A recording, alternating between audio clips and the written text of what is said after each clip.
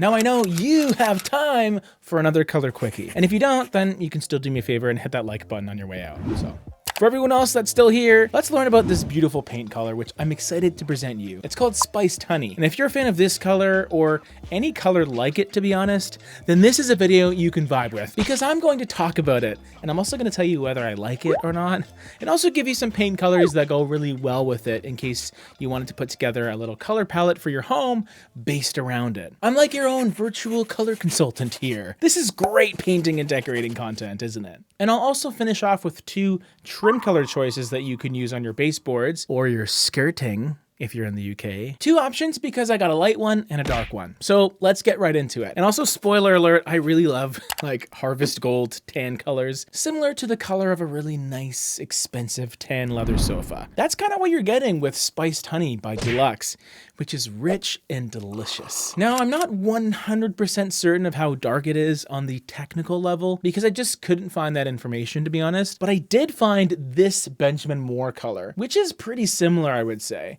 And this color's LRV is around 24, so that puts Spiced Honey in kind of a similar range. LRV stands for light reflectance value, and that's just the percentage of the light that a color reflects. So for the layman, you can just equate it to a 24 out of 100 on the lightness scale. That means this color is pretty dark. Well, you didn't need me to tell you that, did you? I mean, look at it. Although it has a ton of depth to it, both in darkness and color saturation, it really has this lovely likability to it because of its natural warmth. That combination of brown and almost a honey mustard gold ochre is something I can really get behind. It's earthy yet exciting. It's also a color that I find suits neutrals quite well because it's pretty much based on brown, but I almost prefer it as being more of the accent within a more subtle, warm neutral palette so it can be featured a bit more. You can do this a couple ways. You can either surround it with much lighter, warm neutrals,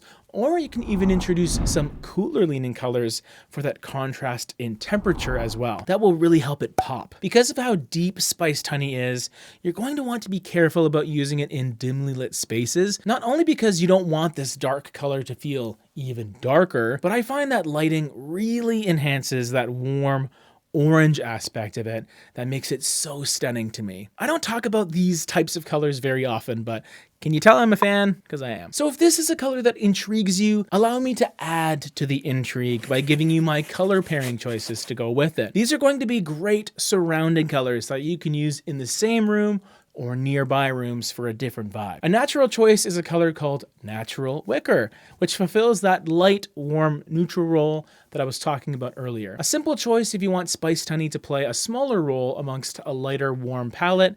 You can have Natural Wicker on the walls, and then that spicy honey color can be the accent color on a single wall, or even in the form of your floors maybe, or your furniture, more importantly. A more complementary choice would be the much cooler Feather Flock, which sort of equates to feeling like a straight down the middle neutral gray. Now, even though it's kind of just a plain gray, next to something like Spiced Honey and Natural Wicker, it could almost feel cold and metallic. But personally, I love that interaction where you're sort of playing with opposites, even though everything is arguably kind of in that neutral zone. I could definitely see Featherflock being another one of those main wall colors, and then having Spiced Honey be that little burst, that little pop of fiery saturation here and there, just to spice things up a bit. Pun definitely intended. The third wall color is a bit of an alternative to Spiced Honey, but you could still use them in the same space as long as one takes priority over the other. It's called Intense Truffle. This truffle's intense! And it has a similar darkness to Spiced Honey, but it definitely leans heavily into brown instead of that harvest gold quality. It feels a little more subdued overall. I would say there's almost more of a red-brown undertone in this one. But either way, you have really fun choices that provide you different feels overall. Now that we got our main wall colors out of the way, let's get into some trim colors because that's a very important piece of this puzzle. Your trim or your woodwork can consist of pretty much anything apart from your walls, floor, and your ceilings. So we're talking baseboards, doors, frames, casings, if you got wainscoting or board and batten happening, all that fun stuff. Any of that wood, like the woodwork, get it? Traditionally, some form of white or off-white is a simple choice to use on the trim, and I picked White Mist as my choice. I like it because it's nice and clean, but it has a soft edge to it.